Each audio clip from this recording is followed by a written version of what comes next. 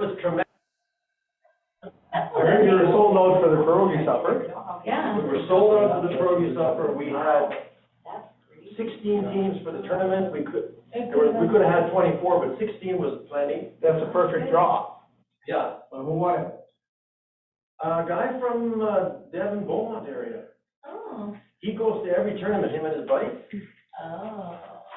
I talked They to went up somebody. against Sean Morgan from Sunnybrook. Oh, yeah. Uh-huh. Sean was playing with his son-in-law, Oh, okay. and it wasn't even close. Oh, yeah.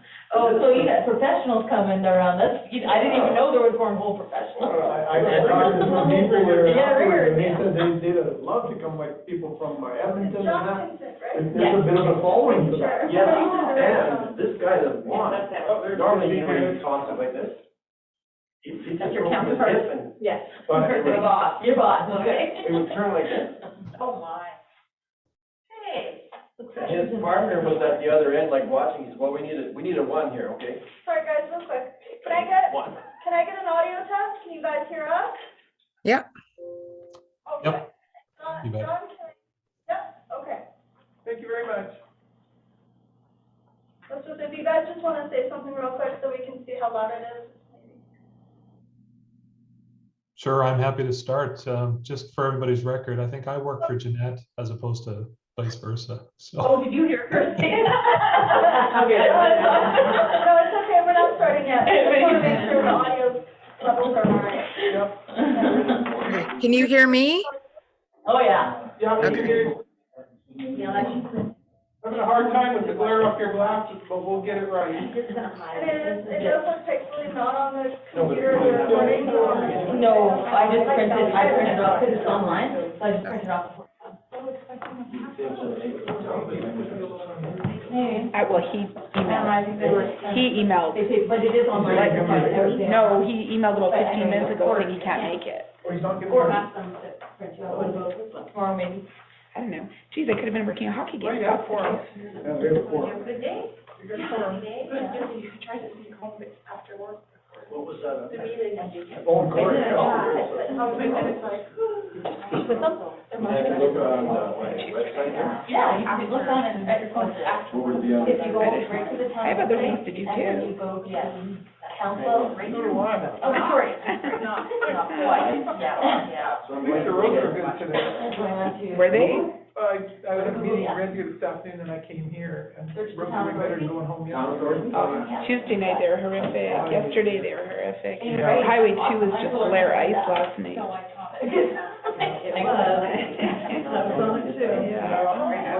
Oh, you were earlier when I was in Maple. Oh, did you? Because I saw you coming down towards. I had to go to Leduc to pick up some old ladies. Some older ladies. Some old ladies. Aren't we old ladies? I don't know. When do we become old ladies? I don't know, because I'm older than both of you, so just be careful. These ones were a bunch. Oh, they were true seniors. And they tried to, get out of it and say, can we postpone or, cancel Yeah. because of the traffic and weather. It's like, well, you don't get your money back, 48 hours notice, so. Yeah. We went, but I went around by Devon, There's the whole thing, there's the agenda package. and Devon Highway was pretty good. Are you North ready? and the West End was pretty good. Oh, good. Yeah, it was hit and miss, hit and miss. Like some of 39 was okay, some of Highway 2 was okay, but it I don't even take new calls. And the county is all For a long time, I call it a top lot doing the news. Oh, I know, I was thinking the ladies that were Devon and yeah, it must be because I was going to the city and you were coming back from and then we came across My personal phone number, they didn't call, like I don't. Highway 2 is like at night it's even scarier because it's shining on it and you can see. I was just like, somebody ahead of me. I don't care what number you call. yeah, so people are going, I was driving going, just breathe, it's okay, you're fine. Okay, yeah, perfect, yeah. No worries, yeah. Yes, being able to record today sucked. I was not, yeah, I saw the email. I wasn't expecting or prepared for all this snow. I knew it was gonna come eventually. I was just hoping it would be later. It takes for a long way for when it starts on the first of May. Well, that's what I thought, okay, but it's kind of down, and it's. But you know what, it's just like a mechanic, when the weather's bad, I mean, it's good for business, was too much. Well, like I said, there's just no more hours in the day. It doesn't matter how much more business we get, because there's no more hours in the day. I literally have every single person who works for us working all weekend. Like, it's irrelevant at this point. I don't know why it was. Okay, I guess, 7 o'clock, we're gonna get started here. All right, thank you. Just a couple things here, before we call it to order, is that, when the, financial papers are presented, I'd like to just keep the comments, anything from the council and the gallery at the end of it's been presented, and you'll have a chance to ask any questions. So if you've got some questions, keep them to yourself to the end, make note, and then at the end, we'll give you a chance. So, having said that, we will also have Cindy and John Penzant will be attending on Zoom there. So I'll call the meeting to order at 7:01. The first order is I'm going to need a motion there, because normally for a special meeting, you only have one item, but under the MGA 195.5, it provides council the latitude to add an item to a special meeting with council's agreement to deal with the matter in question. And the question is library board ratification of members. So, go ahead, Corey. Yeah, I'd like to move to add that to the agenda. It seems like probably an answer sooner rather than later. Yeah, they have to have it for the next meeting. Thank you. All in favor? That's carried. So then the second order of business is the agenda, just to approve the agenda as is. Motion to I'll move the agenda. Tracy, all in favor? Carried. So having done that, the first item on here will be the draft audit financial statements and the draft audit results and the draft trial balance. And I'm going to turn it over to Jeanette Adams, and John Penzant is on the Zoom there. So go right ahead there, Jeanette. Thank you. John's gonna start us off. Okay, very good. Terrific. Thanks very much, Mr. Mayor and council. Welcome. Thanks for allowing me to participate by Zoom tonight. A late in the day medical appointment kept me in the city. Otherwise, I would be there with you in person. Again, I'm John Penzant. I'm a partner at St. Arnaud Penzant Steeman. Of course, joined this evening by my esteemed colleague, Jeanette Adams, who's a senior assurance and auditing principal with our firm. And she was the lead auditor with regards to the 2021 audit of the financial statements of the town. Just a reminder to folks, we're a 3-partner, 30 staff kind of mid-tier firm. As we always say, we're big enough to do anything, but small enough that it's still family. And we very much enjoy the opportunity to work with organizations like the town of Thorsby. We feel that we're a good fit for the kind of work and the opportunities that are being presented with us. We were engaged by the town to provide our audit opinion on the financial statements for the year ended December 31st, 2021, under the terms that are laid out in our audit engagement letter. And just a reminder to folks that this is our second year as the auditors for the town. And again, we're honored to be your auditors. We are independent of management, the mayor and town council, and we confirm that independence each year before the annual audit gets initiated. And we again come to you tonight and confirm that we remain independent of all the parties involved in the work. The preparation of the annual financial statements and the notes thereon are the responsibility of management. And we always like to remind folks that these are your financial statements. They need to reflect your reality and the communications that you're trying to make. But of course, they're prepared under standards that are laid out both professionally on the accounting side and on the municipal government side of things. Our audit's designed in accordance with Canadian audit standards to obtain reasonable rather than absolute assurance that the information as presented is materially correct. Materiality is a concept that many of you are familiar with. We're never going to be exactly down to the dollar correct on things, but it has to be materially correct to receive an unqualified audit opinion. During our audit field work, we review systems, obtain third-party confirmations.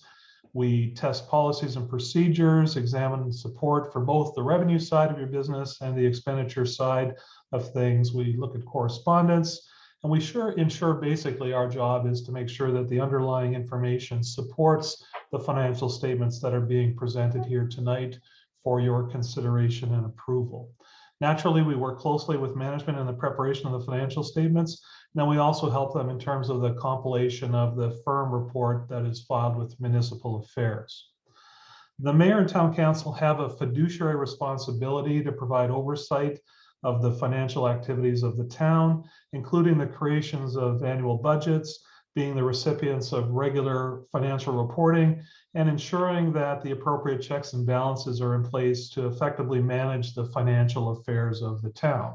Our job each year is to come in and have a look at all of those materials and provide you with a report on whether or not the underlying information is supportive of the statements as they're prepared. By receiving and approving the annual audited financial statements and our audit results thereon, the mayor and town council sign off on their fiduciary responsibility and have the opportunity to ask questions or raise any concerns that they might have of either ourselves or the management of the town and the preparation of the work that's gone into the statements. Naturally, by attending and asking questions, citizens of the town can also gain confidence on the numbers and the processes by which they are prepared and are audited. I want to start off by making sure that we thank Cindy specifically and everybody that was involved in the audit process and the creation of the financial statements. While it was clear that we had hoped that this presentation might have come sooner in terms of the process, we certainly acknowledge the circumstances that have led us to coming together at this particular time to put fiscal 2021 to bed. Our hope, of course, is that collectively we're in a position to be able to tighten down those timelines in years going forward. And based on the activities that we've seen in the closure of the 2021 financial statement undertakings, we feel confident that that could be the case. So that's my preamble on stuff. I'm going to turn it over to Jeanette now, and she's going to take everybody on a 30,000-foot view, overview of the financial statements themselves, and then I'll come back to you to discuss the audit results report. Any questions before we hand it over to Jeanette? All right, Jeanette, over to you. Perfect. So I'm going to direct your attention to the financial statements, the draft audited financial statements, and if we're going to be showing, can you go to page 2, please, which is the independent auditor's report. So as John had mentioned, one more down. Oh, sorry, 2 at the bottom, sorry. I won't be going by the actual number of pages, sorry, Jesse. So as John had mentioned, the financial statements are those of management and council. And this here is our independent auditor's report, which states our opinion of those statements. And we have, in our opinion, the accompanying financial statements present fairly in all material respects the financial position of the town of Thorsby at December 31st, 2021, which means we have an unqualified opinion on the audited financial statements. We then later on say the basis of opinion, why we have that opinion, the responsibilities of management, our responsibilities, and then the last page here on page 3, report on other legal regulatory matters. We have to talk about the debt limit regulations and any supplementary accounting principles and standards regulations as well, which we'll talk about more in note 10 of the financial statement. I'm then going to direct your attention to page 5, which is the statement of operations. So the revenues and expenses of the year for the town. And I think first and foremost to recognize in fiscal 2021 that we had a deficit of $456,000, which is quite a bit more than the prior year of a $62,000 deficit. The main drivers of this come from less revenue and more expenses. If we look at the revenues, the net municipal taxes are pretty on trend from last year as well as the budget. The one that deviated is the sales and user charges is down about $170,000 from last year and quite down from what was budgeted in 2021.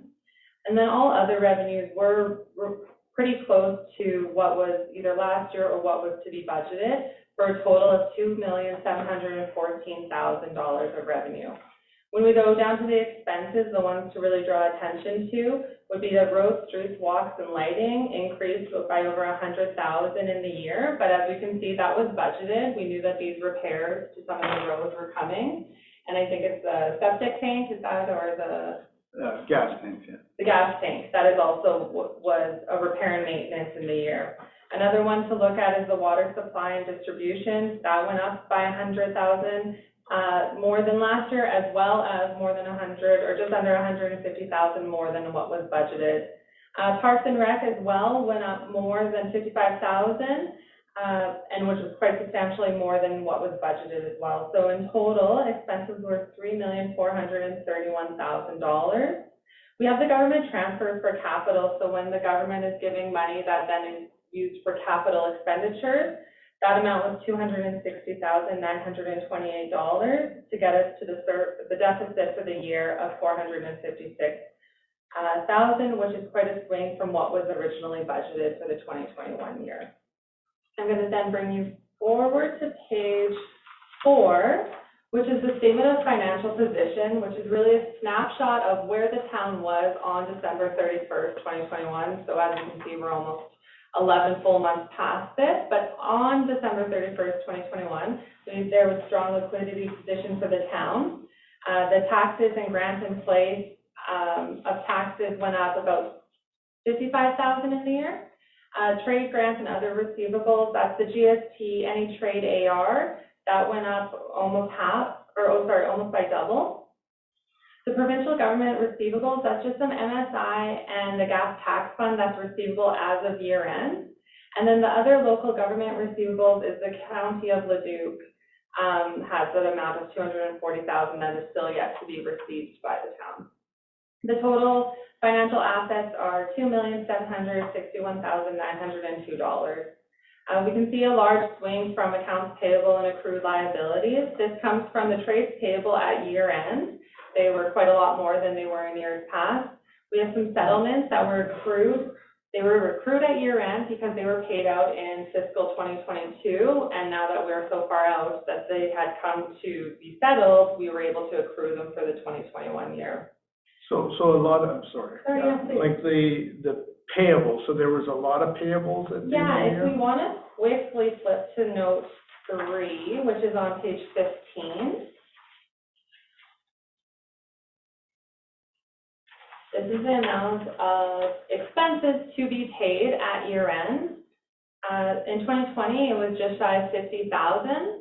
Or on note 3, sorry. And you can see that it's over 234,000 of trades payable at year end, meaning amounts that were owed weren't paid at year end. The settlements are the $136,000, which we have an additional note on. Accrued debentures interest, so that's the amount of interest to accrue at year end for the debentures that the town has, and then the accrued liabilities. Thank you. I have a question, sorry. So that trades payable that's sitting very, very high, is that just outstanding invoices that were never paid for a large part of the year? No, not necessarily, just as at year end, they weren't. There were quite a lot, so we usually look at like 30 days, less than 30 days, 30 to 60. There were quite a few that were outstanding for a while. This also includes credit card statements at year end would be included in that trade payable amount. So no, it's not necessarily showing that things aren't paid throughout the year. It's as of December 31st, this is how much was outstanding. Thank you. Thanks. So back to page 4 on the statement of financial position. Employee benefit obligation outstanding at year end is $26,000. Source deductions payable to CRA at year end just over $9,000. The deferred revenue is any amount of funding from the government that had yet to be spent, just shy of $800,000. Oh, sorry, page 4. Sorry, Jeff. And then the term debt, that's just showing that the debentures are continuing to be paid down year over year. We have total liabilities of $4,082,946 to give us a net financial debt of $1,321,044. There are some prepaid expenses, so anything that was paid before year end for the following year, $36,539. Tangible capital assets, we have some additions this year as well as the amortization to get us to a value of $16,301,583. Our accumulated surplus, $15,017,078. And then if we go to page 6, I'll just quickly show, this is the statement of changes in net financial debt, the ins and outs to bring us to that 1.3 million of net financial debt. The next page, page 7, is a statement of cash flow, so showing the actual cash coming in and out of the town to lead us to the final number of the $1.5 million of cash and cash equivalents at year end. Jeanette, I wonder if we shouldn't just maybe pause there for a second just to talk about liquidity. So one of the important concepts that we always chat about in terms of the financial positions of any town or municipality that we work with is just what's their liquidity? Do they have sufficient liquid cash assets to be able to manage their obligations? And even though you did have a higher amount of trades payable at year end, your cash position was strong and your liquidity remained strong. Certainly, we always encourage folks to be very proactive about collecting on their taxes and making sure that the receivables are settled up in a timely manner. But at the end of the day, I think it's important to just pause and remind folks that the town had a very solid financial position and had a good liquidity position coming out of 2021. Thank you, John. So moving on to page 8, this is the changes in accumulated surplus. So there's kind of these 3 silos. The unrestricted surplus, this is for operating, and we have the excess of revenues over expenses. We have the transfers to reserves. So some of the money that was in operating was moved into the internally restricted surplus. That internally restricted surplus is the amounts that are details of the individual capital and operating reserves will be shown later in note 12. So this is where council determines when they're going to be moving funds in and sometimes out of these separate accounts. We then have to take out the amounts of the tangible capital assets that are used in the year. So in this year, $398,000 of capital assets were purchased.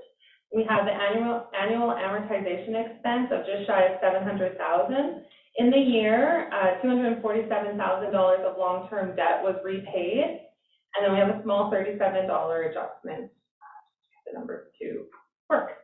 So as I said, internally restricted surplus, there's many different accounts, both capital and operating, and in the year, the only amounts that have been transferred in is net of $155,000.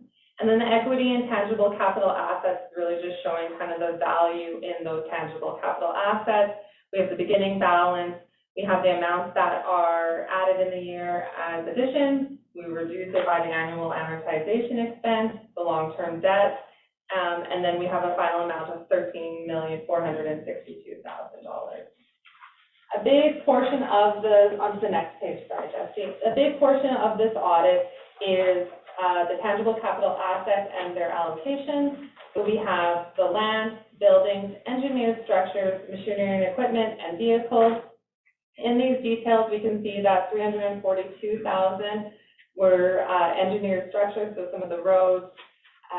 We have in there as well the tennis courts and the skate park. We have a machinery and equipment. This is some small street sweepers, some furniture, other odds and ends, and then vehicles in the year. We had quite a few vehicles of low dollar amounts purchased. We then have to allocate the amortization expense based on these amounts, and they're on different rates. And then we end up with a total net book value of $16,301,000. In Schedule 3, we go to the property taxes levied, and I wanted to mention that we found an edit that we'll need to make. So, page 10, please. Where it said real property taxes budget of 867, the amount should be 1,403,276. It was just an error in our software, and I apologize for that. And then the tally of 896,449 should actually be 1,432,431. So when those numbers are presented, it actually looks a lot better to say the budgeted versus the actual and compared to prior year are all a lot more similar year over year. We then have the requisitions that we reduced the taxation by to our final number of $1,210,300. The government transfers, so this kind of shows where the transfers for operating and transfers for capital come from. In the year, provincial government, we had an Alberta Health, MSI, and MOST to tally $169,000, which we can note is a lot less than what was budgeted for the provincial government. The local government, again, is that Leduc County one for $180,000, and the federal government grant is a small step grant. Then we have the transfer for capital. For the provincial, again, the MSI capital grant is the $260,928 that we would see on the statement of operations. The total government transfers in the year is $633,000. Another, oh yeah, sorry. Sorry, Mayor, I'm a little late on this one here, but it's just, I guess, it just hit me now, like, so for the real property taxes, the budget was only $867,000. No, that was No, wrong. sir, that's where I That's what you said said, I it had. has to be amended, it was incorrect, yeah. Yeah, so the new number is 1403. Okay, gotcha. 276. I'm sorry. No, that was our fault, and I apologize for catching it at the 11th hour as we were preparing today. It just struck me like, how could it be so bad? And then for Schedule 5, again, this is a huge part of the audit of making sure the different segmented information to the different functions of general government, protective services, transportation, environmental, public health and welfare, planning and development, and rec and culture, that we're able to kind of slice and dice those different departments for the different types of revenue and the different types of expenses. And this is where we would again like to thank Cindy for all of her hard work in helping us create this schedule. And so then we'll continue on. This Schedule 5 is also, when John had mentioned before, the FIR that we have to submit to the municipal affairs. This is a big part of what goes into that FIR Excel spreadsheet. The notes to the financial statements, these again are those of management. There have been no changes to the accounting policies in the year, so these look very similar to the prior year's statements. Won't go into too much detail of these since there were no changes. Note 2 on page 15 goes through the taxes and grants in place of taxes receivable as of year end, and we have to just delineate between the current taxes and those in the arrears, which we can see kind of both went up compared to prior year. Accounts payable and accrued liabilities we've spoken about earlier. The deferred revenue, what we can see from this is in 2020, there was a lot more deferred revenue from all different areas. This year at year end, there's just the federal gas tax, the MSI capital, as well as a small amount of Alberta Health Services grant funding yet to be spent. The term debt, the debentures that the town has continue to be paid off, and we go through the principal and interest that are to be paid in the coming years. There's a credit facility for the town. The contingencies, this is where we speak, page 16, at the very bottom, number 7. This is where we speak of the settlements that were for the fiscal 2021, settled in 2022, but because we're so far along in the year already, we were able to accrue them since we know the final numbers for those settlements. Franchise and concession contracts, the Fortis and ATCO Gas, we have the amounts for the franchise fee. We have the asset retirement obligation note and the debt limit note. I won't go too much detail of it. The equity and tangible capital assets we've spoken of. The accumulated surplus, again, as I mentioned, these are kind of the restricted and unrestricted amounts. So the restricted have all of the different accounts of the capital reserves as well as the operating reserves. And if you look year over year, you can see where council has either designated amounts to be spent. So for example, the rec went down by 26,000, that's the tennis court, I believe, the tennis court, Cindy? Or is it the skate park? No, I believe it was for the tennis court paving. And then any of the ones that have increased, that was from transfers out of unrestricted into those restricted accounts. The contracted obligation, the town has entered into another contract with DMJ Environmental for the next 2 years with an annual amount of $175,000 Part of the disclosures that we have to do is both the council, the chief administrative officers, and any designated officers for what the amounts of salary and benefits and allowances are for the year and the prior year. And then we go on to local, the LAPP, financial instruments, related parties. We have to make note of any related party transactions that happen in the year.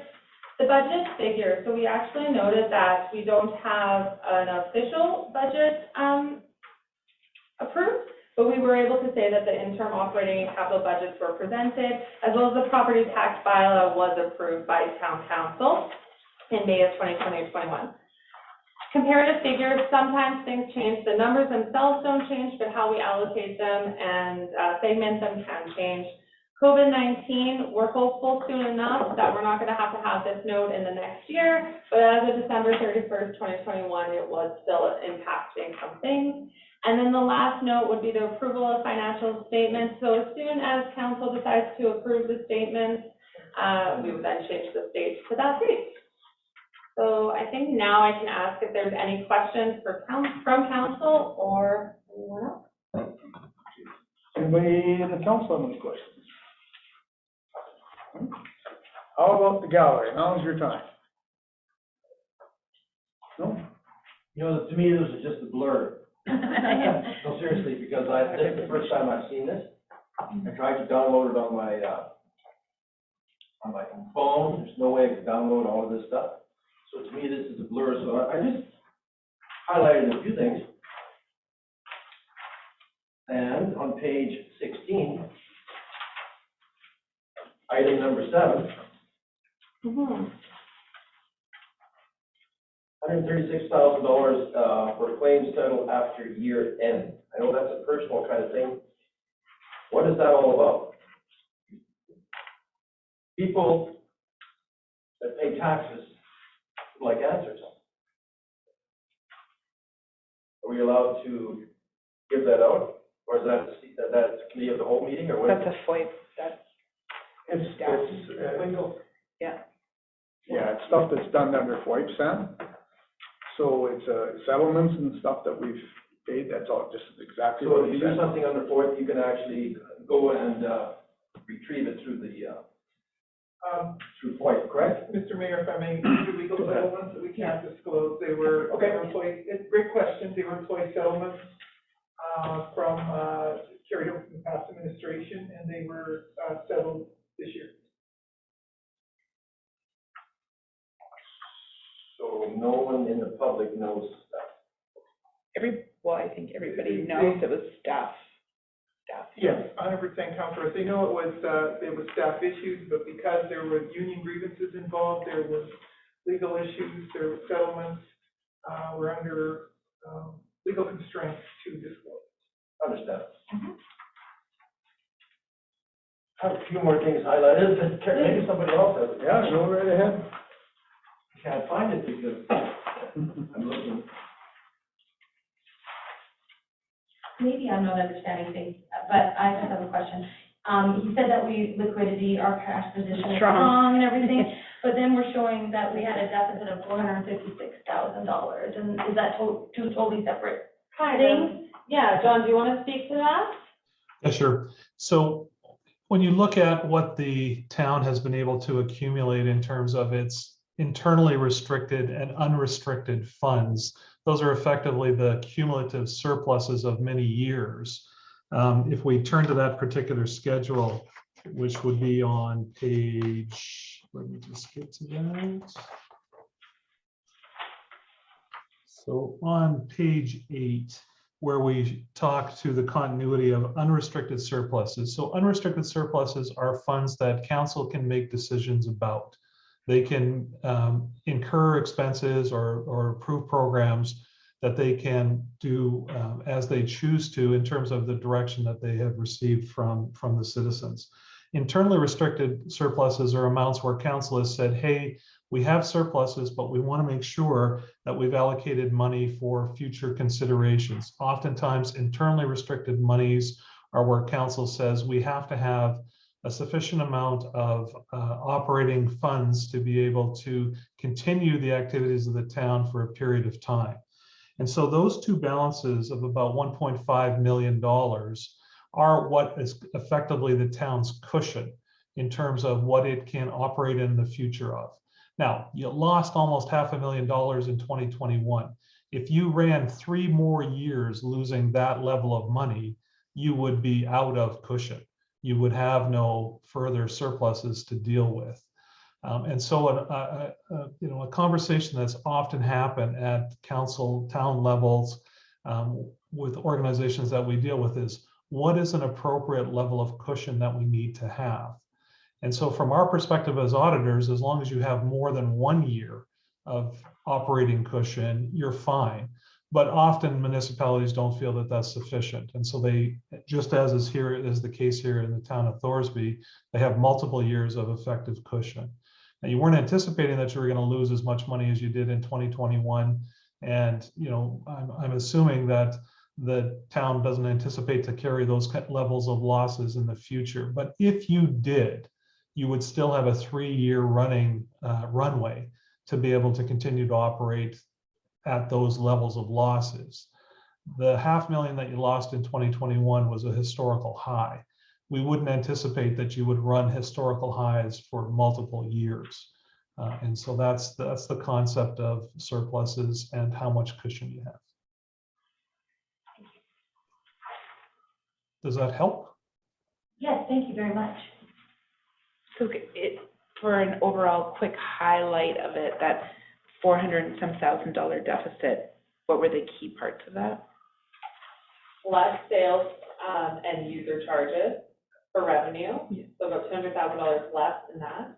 And then increases in roads, streets, walks, and lighting, which $100,000 of that was actually intended, so it was planned for that. Water supply and distribution was up $100,000, and parks and rec was up $55,000. And then it kind of looks like the variance, someone up, someone down, but those are the main ones that are deviated.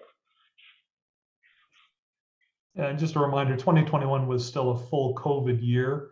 There was lots of uncertainty in terms of sourcing of revenues and activity levels, and yet expenses continued to be incurred and costs continued to go up. But those are the big issues. Your revenues were down, you had certain areas where you invested and your expenses were up, and that led to the surplus. Thank you. Sam? I have one more on page 4. Under liability, 2020 it was 81,000 roughly, and then in 2021 it was 480,000.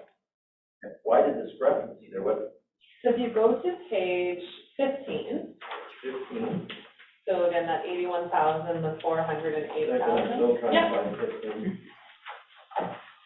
Okay, we're on 15. So the note, accounts payable and accrued liabilities, this is showing that breakdown of what those balances on the financial position account for. The trade payable, as we were talking before, is amounts that have to be paid to vendors, credit cards, anything else that just has to do with the day-to-day expenses that as of December 31st were not paid.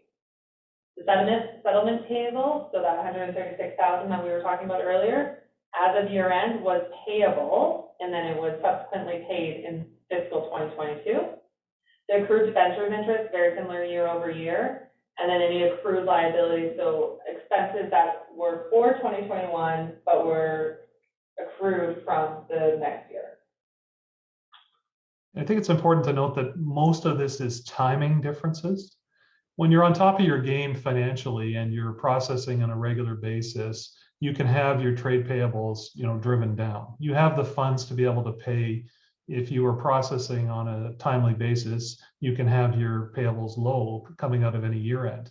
But if you had any kind of a glitch in that routine, or you had a big flurry of stuff that got sent in and wasn't processed at year end, you can have the increase in the trade payables. So a lot of this is timing.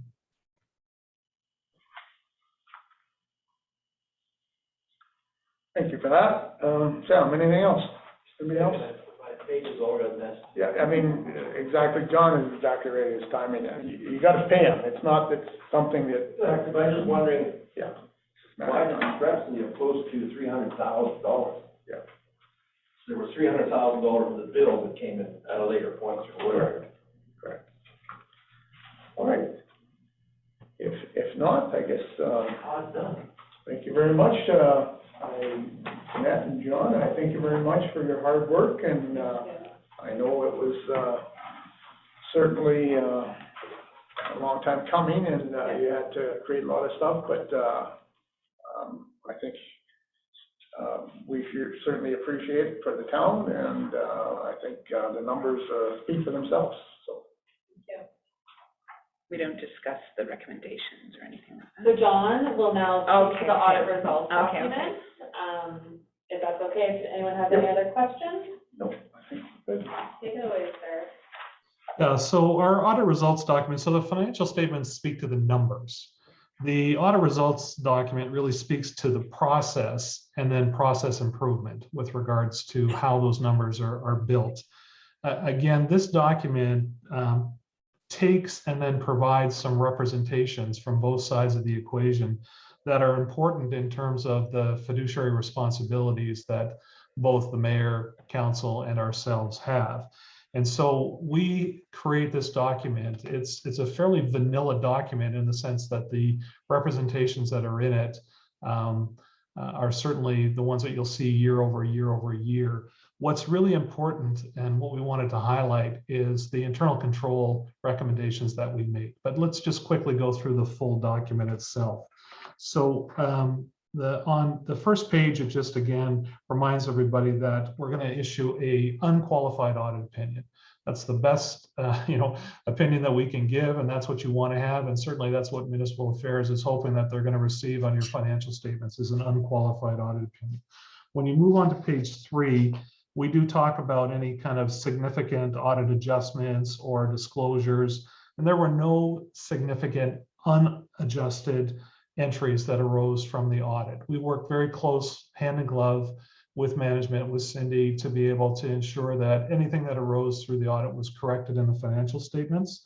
And it's important for folks to know that that was the case. We talk about critical accounting policies and practices. All of your policies, procedures, and the way that you handle things financially are disclosed in the notes. And note 1 really walks through the policies and procedures side of things. On page 4, a couple of things I just want to again make sure that you're aware of. About halfway down, we weren't aware of any unusual transactions, but of course, we just wanted to remind everybody that the financial information that's provided for comparative purposes, the numbers don't change, but sometimes the groupings change, and we just draw your attention to that. There were no material alternative accounting treatments on things. Page 5 is really where I want to pause. If we had had any serious difficulties encountered in terms of preparing the audit or dealing with management in the performance of the audit, we would draw it to your attention here. Other than the fact that there was a substantial delay in getting the work started, we had no difficulties. So once we were in, we were able to get things moving along. Jeanette spent a lot of time, multiple visits out to the town to make sure that we were able to keep the momentum and get to tonight. We take specific representations from everybody in the circle in terms of fraud or illegal acts. And so we've asked everybody for those representations. Are they aware of anything that was fraudulent or anything that was illegally that occurred during the period under audit or subsequent to that? And we've had representations that no one's aware of any such things. But when we come to you with this report, we also have to bring it up to date. So I need to ask the question of everybody in the circle, is anyone aware of anything that was fraudulent or anything that was illegal that happened that would have a material impact on these financial statements? I'll just pause. I don't believe so. Lots of shaking heads, which is a good thing. Bottom of this page just reminds everybody that we are independent. I mean, I put the big focus on that as we were coming into the meeting, but that's an important piece for us. We don't have family relationships. We don't have any kind of business relationships with the town. Nobody on the audit team is married to or actively in any kind of relationship with anybody that's involved in town management. On the following page, page 6, subsequent events, again, if there was something that has happened since December 31st that would have a material impact on the statements, we need to know about that. We've asked those questions and have been told, other than the settlement of the claims, which we've now adjusted in the statements, there hasn't been anything further. And then an important part for people to make sure that they're aware of is if there are related party transactions. So in other words, people who have a financial or ownership interest in a business that's doing work with the town, it's important that that information be disclosed. And so we do disclose in the notes some minor amounts that where that is the circumstances. And we ask people as we go through the audit as to whether they're aware of anything further. So those are kind of the standard fiduciary responsibility type things that we talk to. On page 7 and page 8, we get into what we would call internal control observations and any kind of recommendations with regards to how the town can improve on its systems or operating procedures or reporting undertakings to make things better in terms of the underlying financial information and then make things smoother from an audit process.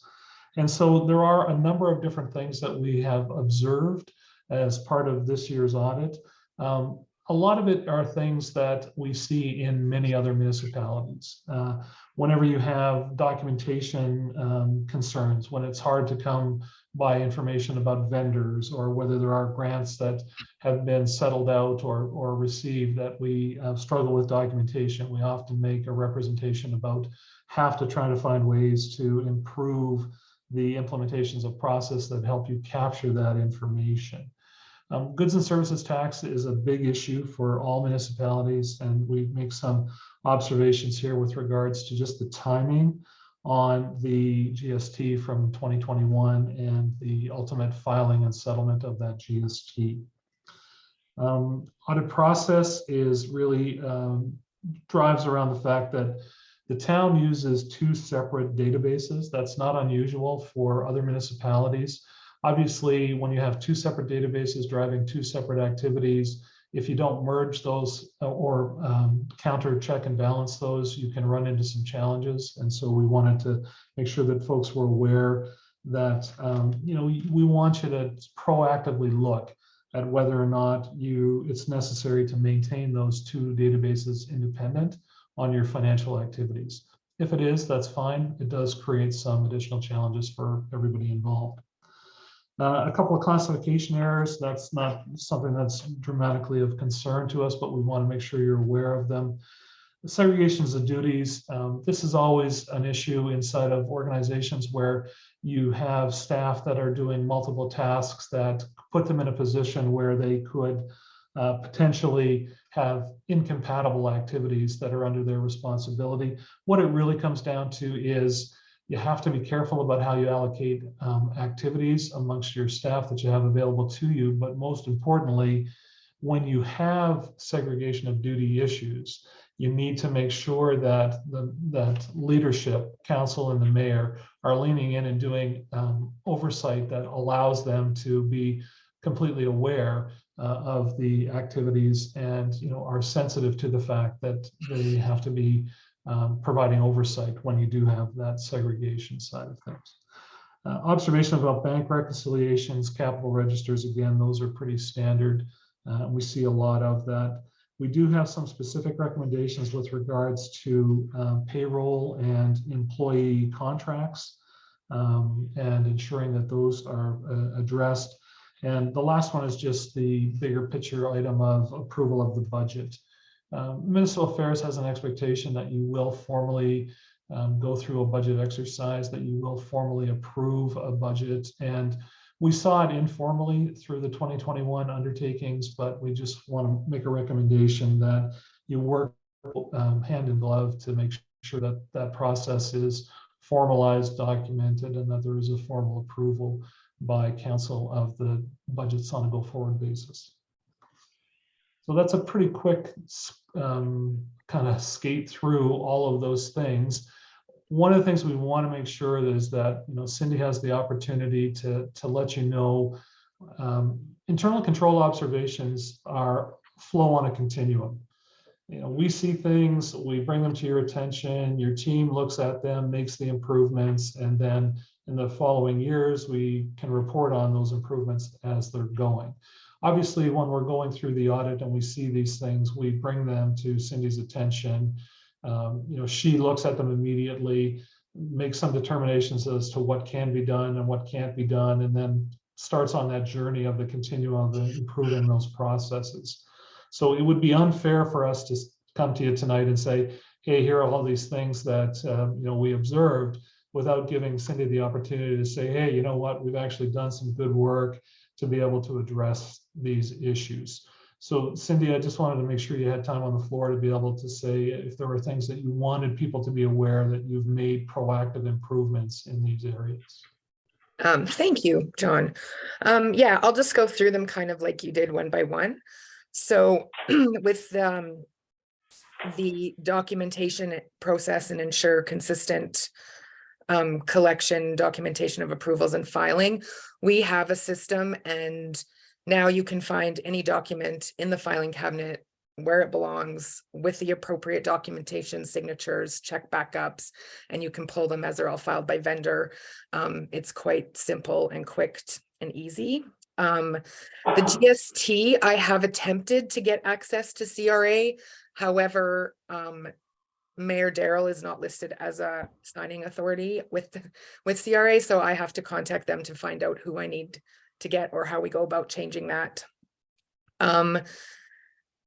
We've already scheduled pre-testing for next year's audit in January, I believe. So we will be on target to have the statements done by April 30th.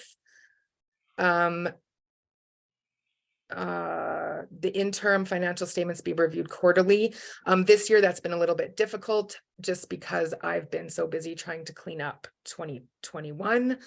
But yes, that is like every month there will be interim financial statements and quarterly reporting and variance reports, all the things.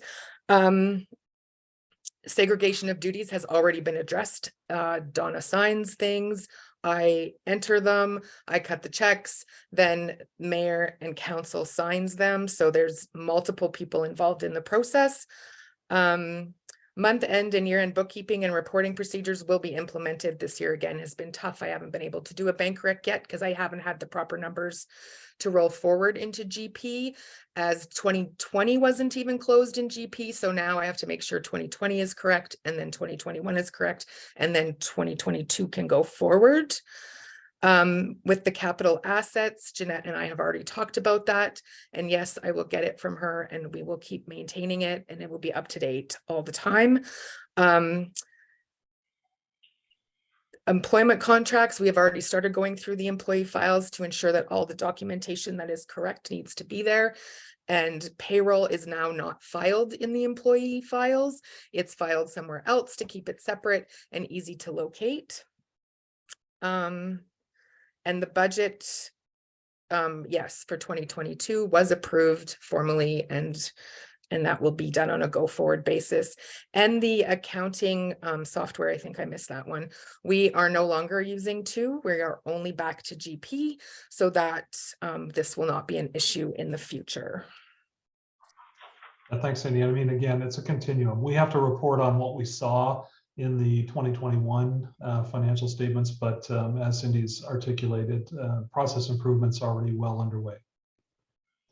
And that, Mr. Mayor, is the audit results report. Well, thank you very much. That's a mouthful for sure. Once again, does anybody have any other questions here before we entertain a motion to approve these? Mayor Darrell, I have a couple of questions. The county grant from the Duke, is that roughly $200,000? Is that included in this budget, or is it just not there? The grant? Yes, it's all included in here. It's in here? In the budget? Right. Yeah, there was something in the budget for it. It's on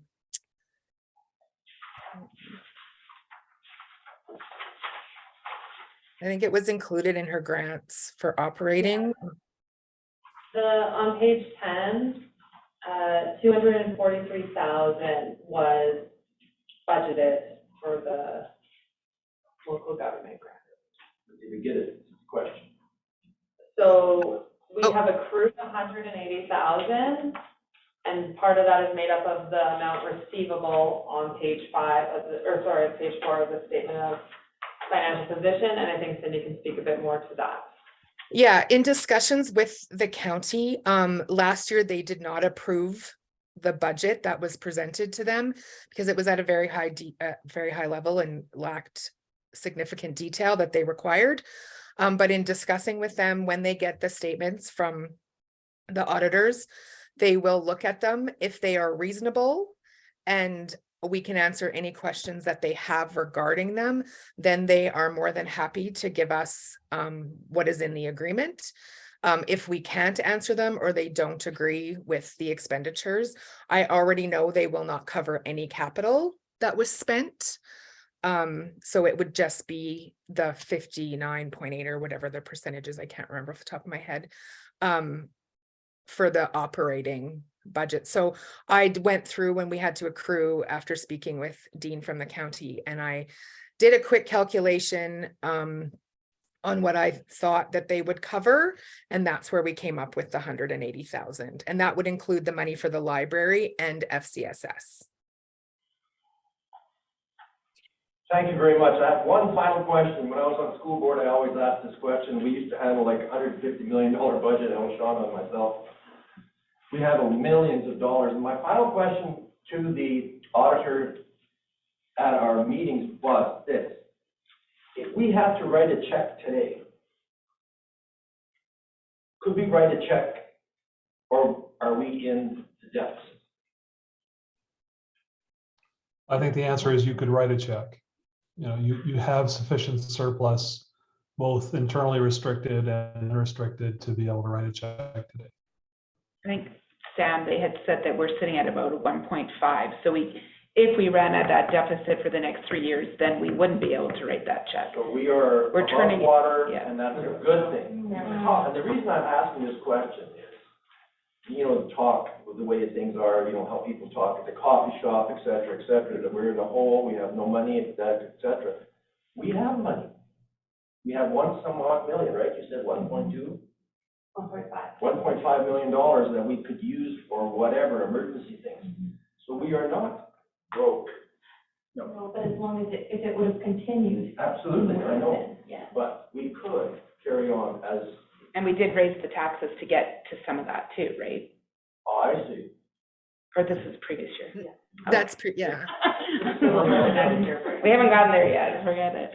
Very good question. Thank you. But I think the important thing too is to know that we were in a better financial position and this eroded it. Like we were doing much better, but we've lost almost $500,000. That's not small. Yes, we're in an okay position, but by no means is this like a good thing. And another thing, Cindy, is that we have done nothing on our plans for infrastructure or anything. We've done nothing on that. So, I mean, we're just treading water at this point. Correct. And this year was a hold the line year because we didn't know where we were at coming out of last year, because there was no clear, solid financial state when I got here. Like I couldn't tell. So then when we did the budget, it was clearly like, let's hold the line. We're not doing anything till we can assess where we're at. And so now going into 2023, we can better assess and decide from there what we want to do next year and in the future.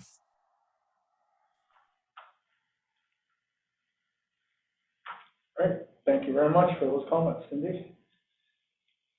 And anything else? Council, gallery, no? All right, well, I thank you very much, Cindy and John and Jeanette. And I think that your part is done now, and we'll be seeing you guys, I guess, in January. In a couple of months, we'll see you again. Thank you. We'll start it all over, and Yes, hopefully, we will. hopefully we'll get there. Yes, we will. Thank you. If I could just say one more thing, Mr. Mayor. Go ahead. I would just like to thank Jeanette and her team for all their cooperation and their guidance and their help in this too, because if it wasn't for them, this wouldn't have been a smooth process as it was. So thank you, and I appreciate everything you've done. Thank you very much, Cindy. Thanks, everybody. All right, Thank you. good deal, thanks. Okay, then, moving on, the next order of business is to approve the draft audit financial statements, the draft audit results, and the draft trial balance and adjusting journal entries. So should I get a motion to that effect? I can make that motion. Do you want for all three or individual? Thank you, Tracy. All in favor? All three. All three of them, yeah. That is carried. Thank you. The next order of business, library board ratification. So, I don't know if you want to talk to this here, Donna, I can talk to her, you go ahead. We've got 3 new members and 1 returning, I believe. We do, Mr. Mayor. The library board is putting forward the following new library board members: Les Douglas, Marcia Melke, and Carol Schofield. And in addition, the Thorsby Library Board is putting forward the following current board member for the second term of the board, Gail Powlett.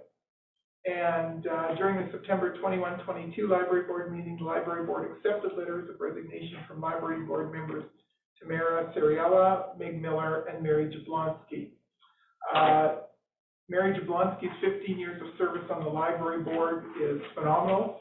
She served as treasurer throughout that time, and her expertise, knowledge, mentorship, and good humor have been invaluable to the board and to the library. And I can say from an administrative standpoint, it's been fabulous this year working with Ms. Miller, Ms. Jablonski, and Ms. Ceriella. So having said that,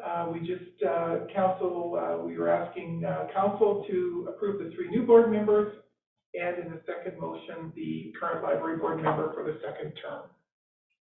Thank you. Get a motion to that effect. I can make a motion for council to approve the new library board members, Les, Marcia, and Carol. Thank you, Shelley. All in favor? That is carried. Yeah, I'd be happy to move to renew the second term for Gail. Okay, and I think, did we do that already, like when we did our, no? No. Okay, so go ahead. Motion. I did. All in favor, we're carried. I thought we had already did. Okay, anything else, Theo? No, sir. Being this is a special meeting, I can't give you anything else. So we're great with the 2 agenda items. Thank you, sir. Okay. Mr. Mayor, Yes, can I speak, please? you may.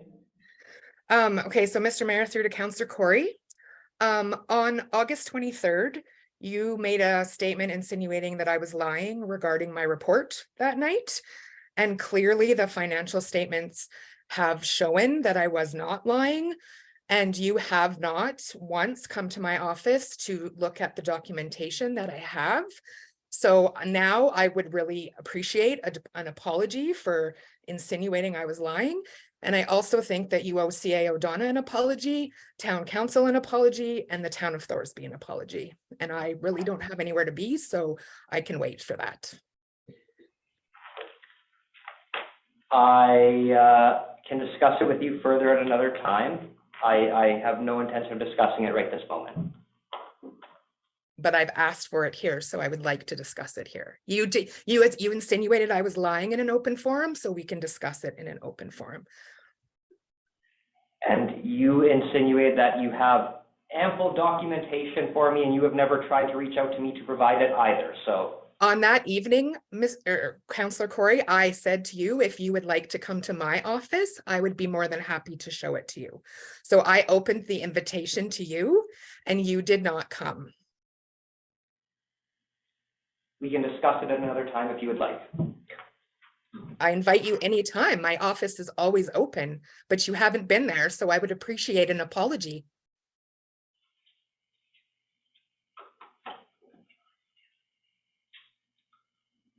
Okay, I guess we'll just leave it at that then.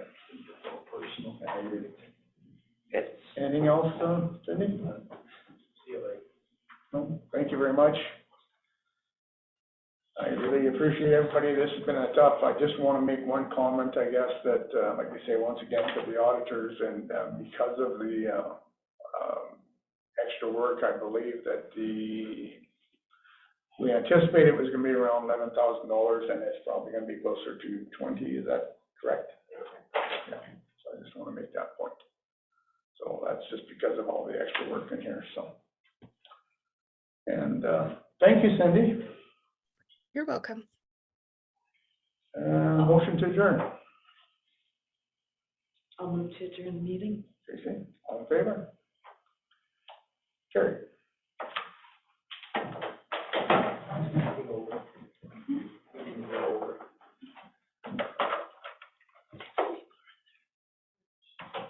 What,